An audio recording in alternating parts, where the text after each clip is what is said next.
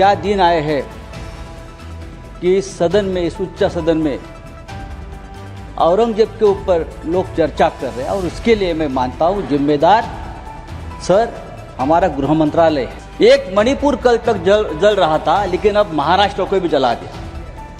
महाराष्ट्र को जला दिया। नई लाशें बिछाने के लिए गड़े मुर्दे आपने उखाड़ दिए। अगर आपको औरंगजेब का कबर तोड़ना है तो बेशक तोड़िए, आपको किसने रोका? आपकी सरकार है। आप जाइए, हाथ में फावड़ा विवड़ा लेकर उधर जाइए और तोड़ दीजिए, लेकिन आपके बच्चों को भेजो, हमारे बच्चों को मत भेजना। श्री संजय राउत 3 मिनट्स। सर, गृह मंत्रालय के ऊपर हम चर्चा कर रहे हैं, लेकिन मैं देख रहा हूं बहुत से हमारे सदस्य ने औरंगजेब पर चर्चा की। क्या दिन आए हैं कि इस सदन में, इस उच्च सदन में औरंगजेब के ऊपर लोग चर्चा कर रहे हैं और उसके लिए मैं मानता हूं जिम्मेदार सर हमारा गृह मंत्रालय है। अगर समय रहते 3 मिनट तो मेरे पास है, वो तो मुझे बोलने दीजिए।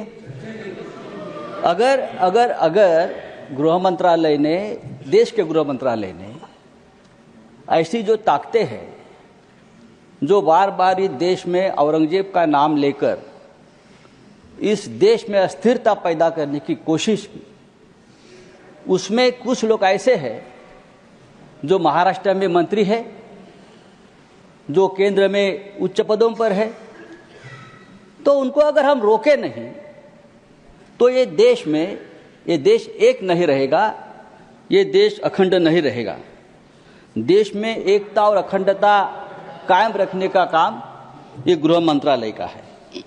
लेकिन मैं देखता हूं सर, कुछ सालों से इस देश को पुलिस स्टेट बना दिया है, पुलिस स्टेट। और उनका काम क्या है कि विरोधियों को कमजोर करना, पॉलिटिकल पार्टियों को तोड़ना, यह गृह मंत्रालय का काम है हर जगह। एमपी विधायक, उनको खरीदने के लिए पुलिस की मदद देना। अगर ये हो जाएगा तो जो असली काम है गृह मंत्रालय का, लॉ एंड ऑर्डर, देश को एक रखना, सुरक्षा रखना। एक मणिपुर कल तक जल रहा था, लेकिन अब महाराष्ट्र को भी जला दिया। महाराष्ट्र को जला दिया। नई लाशें बिछाने के लिए गड़े मुर्दे आपने उखाड़ दिए।